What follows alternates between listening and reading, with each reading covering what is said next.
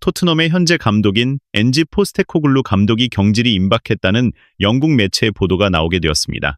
기민 스포츠에서 포스테코글루 감독 경질이 어느 때보다 임박했다. 토트넘은 놀라운 사령탑을 데려오려 한다. 토트넘은 포스테코글루 감독 후임으로 에딘 테르지치를 지목했다. 테르지치 감독도 토트넘 사령탑 자리에 관심이 있다. 라고 보도했습니다. 같은 날 스포츠 전문 매체인 커트 오프사이드는 토트넘 구단 내에서는 포스테코글루 감독 경질 관련 회담이 진행됐다. 구단의 인내심은 바닥나고 있다. 토트넘 고위층은 위기에 빠진 순간 현 사령탑과 함께할지 아니면 감독을 교체할지를 결정해야 한다라고 전하기도 했습니다. 모르겠습니다. 뭐 전할 소식이 없어서 찌라시를 만드는 건지는요. 그런데 사실 이 감독은 11월부터 이미 경질설이 불거졌습니다. 오히려 3개월 동안 지금까지 감독직을 유지하고 있는 게 더 신기할 수도 있습니다. 3개월 동안 토트넘 성적이 좋아서 감독직을 맡고 있는 게 아니라 성적은 오히려 더 추락했는데도 현재 토트넘 감독입니다. 토트넘이라는 팀이 본래부터 이렇게 12위 이하로 추락하는 팀은 아닙니다. 손흥민이 2015년 토트넘으로 이적한 후 팀은 5년 연속 챔피언스 리그에 진출하는 강팀에 속해 있었고 이후에도 2022년에 4위에 오르면서 챔피언스 리그에 진출했었습니다. 그 사이 유로파 리그, 유로파 컨퍼런스 리그 대회에 출전하게 된 몇 번의 추락과 콘테 감독이 중도의 팀을 떠나면서 8위까지 떨어졌던 것을 제외하면 토트넘은 모든 팀들이 경기하는 강팀에 속한 팀이었습니다. 그런데 현재 14위, 24경기에서 8승 3무 13패라는 정신나간 성적을 기록하고 있으니 진짜 환장할 노릇이죠. 리그에서 최근 8경기 동안 단 1승밖에 거두지 못했습니다. 이런 상황이다 보니 토트넘 스포뉴스에서도 토트넘은 최근 며칠 만에 카라바오컵과 FA컵에서 탈락했다. 포스테코글루 감독의 미래에 의문이 가득한 이유다. 라고 보도했습니다. 아스널의 전설적인 스트라이커 이안 라이트도 포스테코글루 감독이 경질될 것이다. 토트넘은 분명 기대보다 낮은 수준에 머무르고 있다라고 비판했습니다. 지금 포스테코글루 감독이 경질된 것은 아니기 때문에 25라운드 메뉴와의 홈 경기에서는 그가 지휘봉을 잡을 것으로 보입니다. 그런데 이상 징후는 이번에 영국 국왕이 토트넘 경기장을 방문했을 때 나타났습니다. 레비 회장, 수뇌부들, 그리고 손흥민까지 국왕을 맞이했지만 포스테코글루 감독은 이 행사에 참석하지 않았습니다. 이전에 미식 축구 행사가 열렸을 때는 참석했었거든요.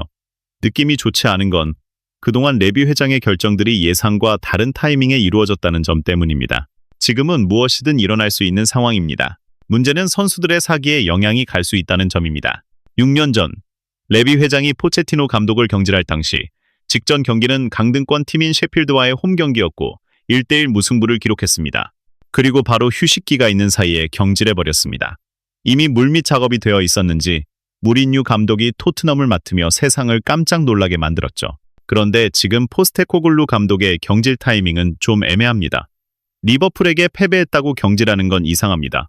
이틀밖에 쉬지 못하고 챔피언스리그 16강 진출권 경쟁팀인 아스톤 빌라에게 패배했다고 해서 경질하는 것도 이상합니다. 패배해서는 안 되는 팀에게 패배했을 때 실망감에 경질할 수는 있지만 최악의 상황에서도 선수들이 고군분투하고 있는데 갑자기 감독을 경질한다면 선수들의 사기에도 문제가 될 수 있습니다.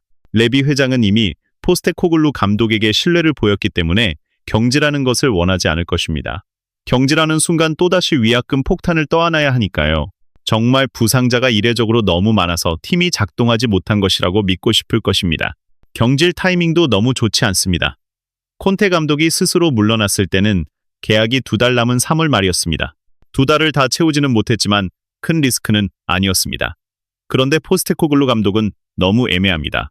앞으로도 계약이 2년 남아있고 단순히 팀을 쇄신시키기 위해 감독을 경질하는 것 외에는 명분도 없습니다. 남은 3개월 동안 누가 감독을 맡을 것인지도 문제입니다. 게다가 새로운 감독이 자신의 색깔을 입힐 수 없는 상황에서 유로파리그 우승을 노려야 한다는 점도 고민이 될 것입니다. 매우 부담스러울 수밖에 없죠. 그런데 영국 매체에서 테르지치가 물망에 올랐다고 한 겁니다. 그럼 이건 얘기가 좀 달라지죠. 테르지치는 엔지 감독보다 좀 더 검증된 감독이라고 볼 수 있습니다. 독일의 명문팀인 도르트문트 감독이었고 지난 시즌 챔피언스 리그 결승까지 오르면서 아쉽게 레알 마드리드에게 패배했지만 그만큼 강호 킬러라는 것은 잘 알고 계실 것입니다. 테르지치 감독은 올 시즌 사퇴 후 휴식 중인데 토트넘을 맡을 의사가 있다면 언제든 타이밍을 기다리고 있는 중이라고 볼 수 있겠죠. 혹시라도 갑자기 테르지치로 선회할 수도 있으니 이 감독에 대해 짧게 소개하겠습니다. 그는 1982년생으로 올해 나이 42살인 젊은 감독입니다. 공격수 출신이지만 선수로서는 독일 하브리그에서 머물러 인물입니다. 2010년에 선수 은퇴 후 클롭 감독 휘하에서 도르트문트 유소년 감독 겸 스카우터 보직을 맡았습니다. 이후 크로아티아 국가대표팀 전력 분석관 보직을 받기도 했었죠. 그 후 베식타스 코치, 웨스트햄 코치, 독일에서는 도르트문트 소속 코치까지 맡게 되었습니다. 그러던 중 도르트문트 임시 감독을 맡기도 했는데 시기로 보면 지금 토트넘의 메이슨 감독과 비슷한 상황이었습니다. 그리고 2020년에 감독 대행을 맡더니 성공을 거두면서 정식 감독이 되었고 도르트문트의 위상을 지키며 챔피언스 리그 4강에서 파리 생제르맹을 이기고 결승까지 진출하게 되었습니다. 테르지치 감독이 있을 때 벨링엄과 혼란 같은 선수들을 지도했으며 산초를 다시 부활시킨 감독이기도 합니다. 혼란이 있었을 때 포칼컵 결승에서 라이프치히를 만나 4대1 대승으로 우승을 차지했고 테르지치는 우승 순간 감격의 눈물을 흘렸습니다. 더구나 벨링엄을 레알 마드리드로 보낸 뒤에도 챔피언스 리그 결승까지 오르게 되니 타 구단들이 그를 노릴 수밖에 없었죠. 그러나 테르지치는 선수들과의 불화가 생기면서 구단이 감독 편에 서지 않은 것을 확인한 후 스스로 사임해버렸습니다. 그는 선수단 장악력과 리더십이 뛰어나서 부진했던 선수들마저 살려내는 능력이 있다고 평가받고 있습니다. 전술적으로는 공격 축구를 구사하며 라인을 올리면서 전방 압박을 통해 빠른 역습을 하는 것이 주된 패턴입니다. 문제는 테르지치의 전술 또한 선수들의 기량이 받쳐줘야 한다는 것입니다.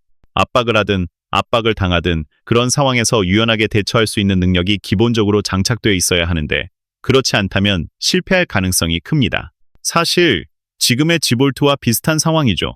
아니, 현대 축구에서 조직적으로 탈압박을 하지 못하면 무조건 당하게 됩니다. 그래서 테르지치가 토트넘을 맡게 되더라도 선수들의 능력 자체를 키워줄 수 없다면 기대할 것은 없습니다. 그리고 전술적으로 탁월한 감독은 결코 아닙니다. 그렇게 보면 엔지 감독을 대신한다고 해서 크게 달라질 것은 없다고 봅니다. 단순히 부상자들이 복귀하거나 경기를 이길 수도 있고 패배할 수도 있는 것처럼 테르지치가 더 뛰어나서 좋은 성적을 거둔다고 확신할 수는 없습니다. 시즌 종료 후의 결정이라면 문제가 없지만 갑작스러운 경질이라면 손흥민도 피곤할 겁니다. 어차피 이제 3개월 남았는데 그냥 순조롭게 마무리되었으면 좋겠네요. 엔지 감독이 경질을 피하려면 최소한 메뉴와 입스위치 경기를 이기고 가야 합니다. 아니, 진짜 메뉴한테 지면 경질 확률이 대폭 올라가겠죠. 그리고 경질이 맞겠죠. 유로파리그는 3월 초에 열리기 때문에 그 사이에 한 경기라도 무기력하게 패배하는 순간 작별 인사를 해야 할 것입니다. 손흥민도 그걸 원할 리 없잖아요. 나머지 15경기를 전승해도 지금은 어려운 상황입니다. 이제부터가 시작인 만큼 2년 전 시즌 초반처럼 무패 행진을 다시 한번 보여주길 응원하겠습니다. 맨유와의 경기는 월요일 오전 1시 30분에 시작됩니다. 이 영상이 마음에 드시나요? 좋아요, 포이, 구독, 더리, 공유를 눌러 저희를 지원해주세요.